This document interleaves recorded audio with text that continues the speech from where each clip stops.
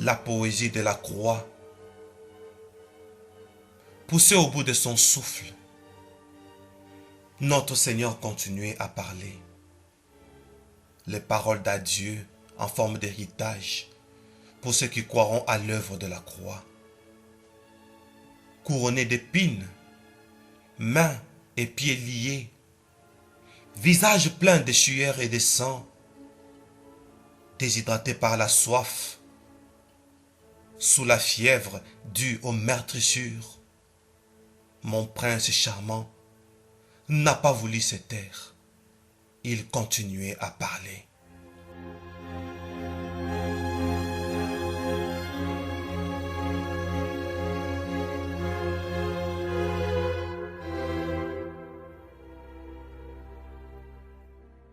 Luc, chapitre 23, verset 34.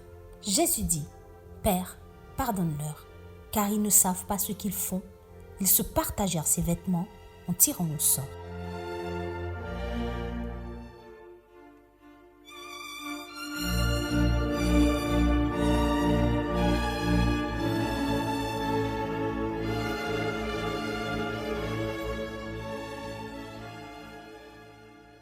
Père, pardonne-leur, car ils ne savent pas ce qu'ils font. Le prince de la paix est en face de ceux qui le font souffrir intensement. Animé d'une grande miséricorde, un souhait les caractérise à l'instant. Il pense à l'œuvre de la rédemption pour laquelle il veut donner à ceux qui lui ont fait même du mal et qui ne lui ont même pas présenté des excuses. Il demande pardon pour ceux qui l'ont juste à peine crucifié. Mon Seigneur est attaché sur la croix parce qu'un groupe de traîtres a voulu qu'il meure. Entre-temps, mon Seigneur éprouvait un désir vis-à-vis de ses ennemis. Il veut, à partir de sa prière, recevoir d'une manière publique le pardon en leur faveur. Il se fait le défenseur de ses oppresseurs, pour lesquels il réclame l'oubli officiel de leur brutalité depuis Jérusalem jusqu'à Golgotha, parce qu'il voulait annuler leurs conséquences pénales.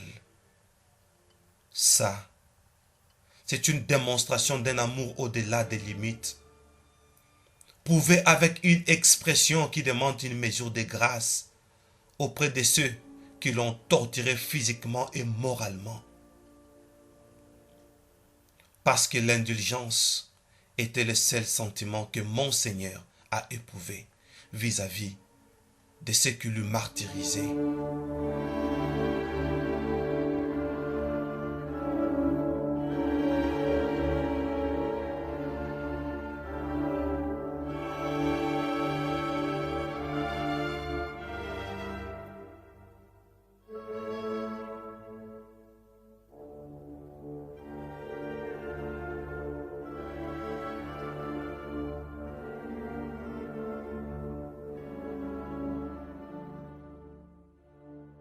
Luc, chapitre 23, verset 43. Jésus lui répondit, « Je te le dis en vérité, aujourd'hui, tu seras avec moi dans le paradis. »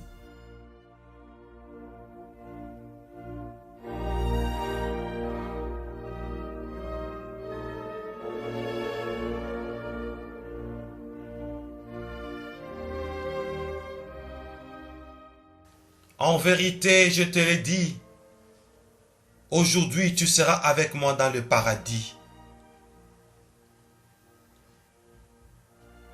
Un brigand crucifié qui reçoit une promesse. Un expulsé de Jérusalem qui entre dans le paradis. Un rejeté des hommes, mais recueilli par Dieu. C'est du jamais vu, jamais entendu. Cet amour de donner une opportunité à un malfaiteur récemment chassé de sa contrée. Ses semblables n'ont plus voulu voir les traces de son passage. rejeté par la société, condamné à cause de sa malhonnêteté, le Seigneur, lui, fait un serment de faire entrer au paradis un injuste qui vivra désormais dans un nouveau lieu où se reposent les âmes justes. Ça, celle est capable de traiter ainsi. C'est toi, Dieu. C'est Jésus. Il démontre combien il est capable de faire grâce aux abandonnés. Une leçon pour nous tous. Le Seigneur nous apprend comment traiter son prochain.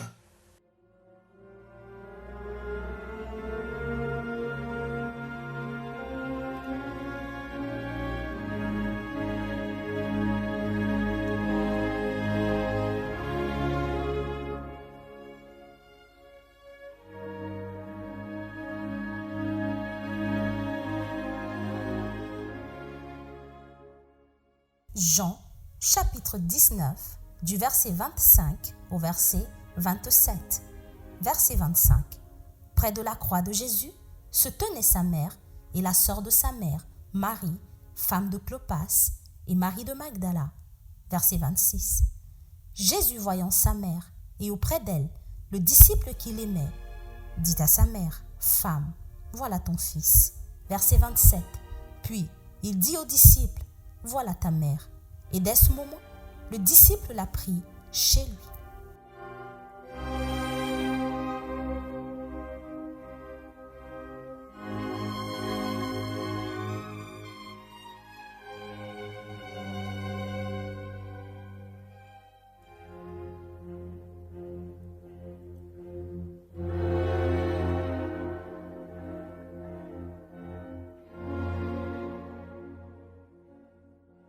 Femme, voici ton fils.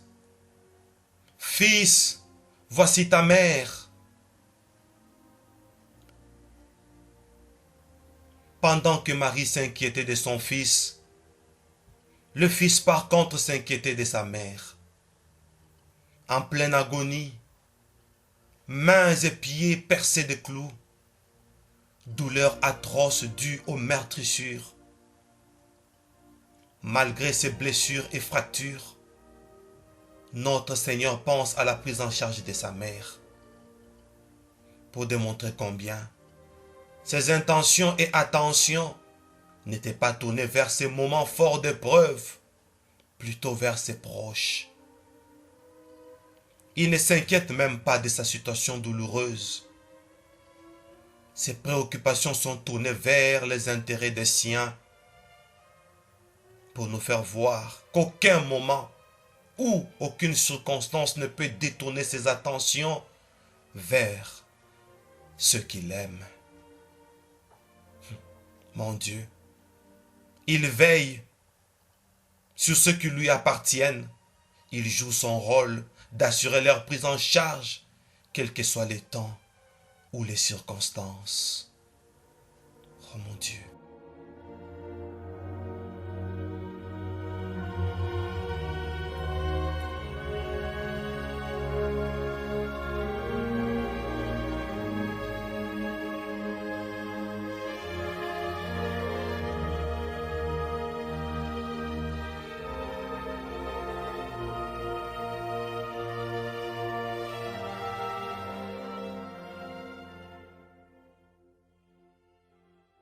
Marc, chapitre 15, les versets 33 et 34. Verset 33. La 6e heure étant venue, il y eut des ténèbres sur toute la terre jusqu'à la 9e heure. Verset 34. Et à la 9e heure, Jésus s'écria d'une voix forte, « Éloi, Éloi, lama sabachthani » ce qui signifie « Mon Dieu, pourquoi m'as-tu abandonné ?»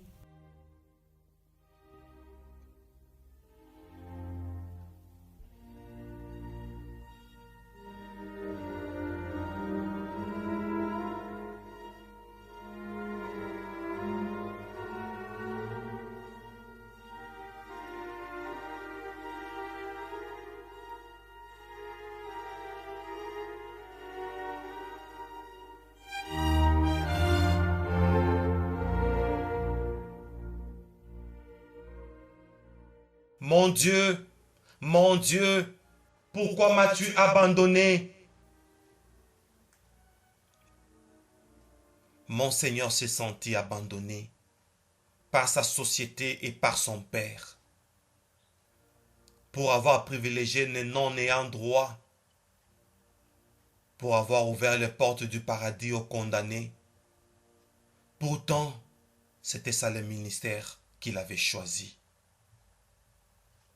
Le voici à cause de cela, seul entre le ciel et la terre, sur les lieux du crâne, attaché sur un bois de supplice. Il se demande pourquoi il a été abandonné. Et son père ne lui a pas donné de réponse. Mon Seigneur a jugé bon de venir alors chez moi en disant, « Voici, je me tiens à la porte et je frappe. Si quelqu'un entend ma voix et ouvre la porte, j'entrerai chez lui et je souperai avec lui et lui avec moi. » J'ai décidé de les recevoir chez moi et bénéficier de cet amour incomparable qu'il sait lui-même donner.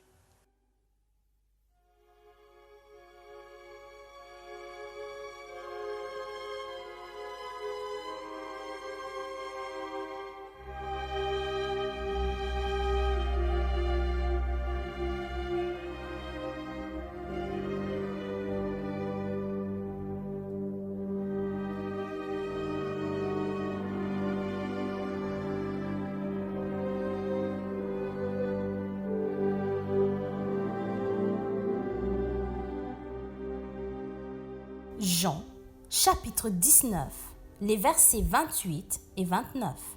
Verset 28. Après cela, Jésus, qui savait que tout était déjà consommé, dit, afin que l'écriture fût accomplie, « J'ai soif. » Verset 29. Il y avait là un vase plein de vinaigre.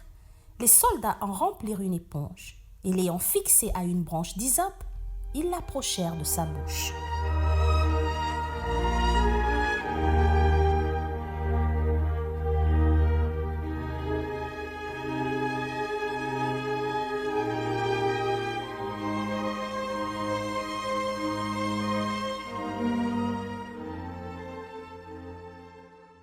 J'ai soif. C'est bien ça. Des choses qui troublent mon cœur. Mon Seigneur a soif. Pourtant, c'est lui la source de l'eau vive. Comment peut-il désirer ce qu'il est déjà? Il ne peut avoir soif parce que c'est lui la fontaine. Voici ce que mon Seigneur m'a dit dans Jean chapitre 7, verset 37. Si quelqu'un a soif, qu'il vienne à moi et qu'il boive. Mon Seigneur a soif parce qu'il s'est épuisé pour nous, ses consommateurs. Autant qu'il soit déshydraté, pourvu que nous soyons désaltérés. Il se prive de ce qu'il est pour étancher la soif des siens. Il a jugé bon que cela soit ainsi et que cela demeure ainsi. C'est un symbole de sacrifice d'après lui, afin que notre existence soit marquée par les combles de la vie.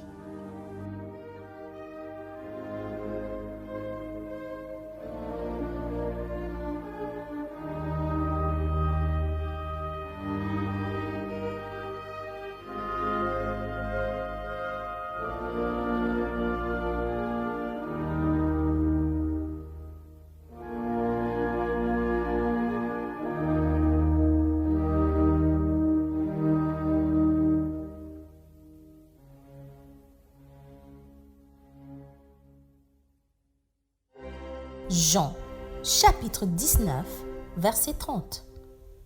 Quand Jésus eut pris le vinaigre, il dit, « Tout est accompli. » Et baissant la tête, il rendit l'esprit.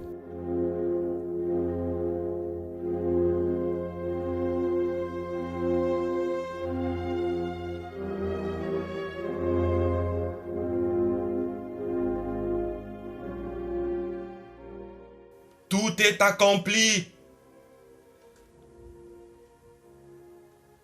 Regardant tous ces mystères précédents, le Seigneur trouve que sa mission est accomplie.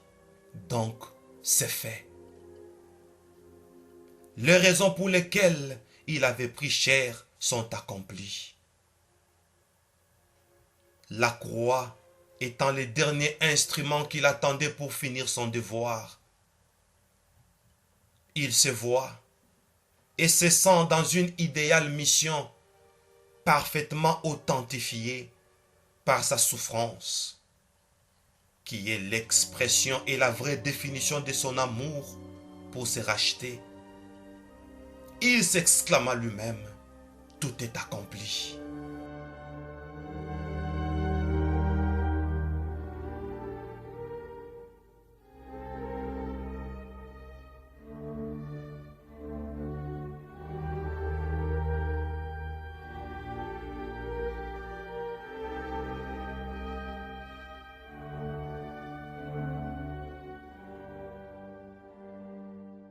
Luc, chapitre 23, verset 46.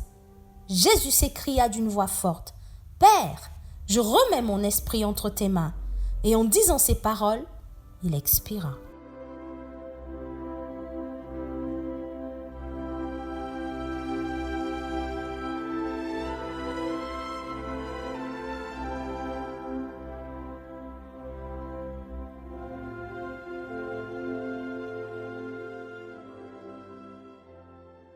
Père, entre tes mains, j'ai remis mon esprit.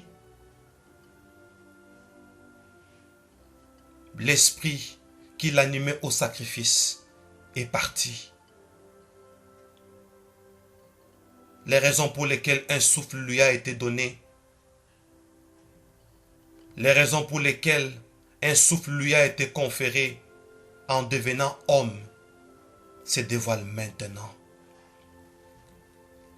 Nous comprenons maintenant la prophétie de Jean-Baptiste qui disait « Voici l'agneau de Dieu qui ôte le péché du monde. » C'est pourquoi il devait sauver le pécheur jusqu'en étant à la croix, en pleine douleur de ses flagellations. Il s'applique à faire entrer le voleur dans le paradis. Parce que c'était ça son devoir. Il ne devait pas parler. Il ne devait pas condamner en tant qu'agneau. Il devait se laisser expier pour sauver. Voilà pourquoi la déchirure du temple eut lieu. Parce que les brigands étaient entrés dans le paradis. Et voici, le temple s'est déchiré vers la troisième pièce, un mystère dont nous parlerons très bientôt. Merci Seigneur Jésus. Alléluia.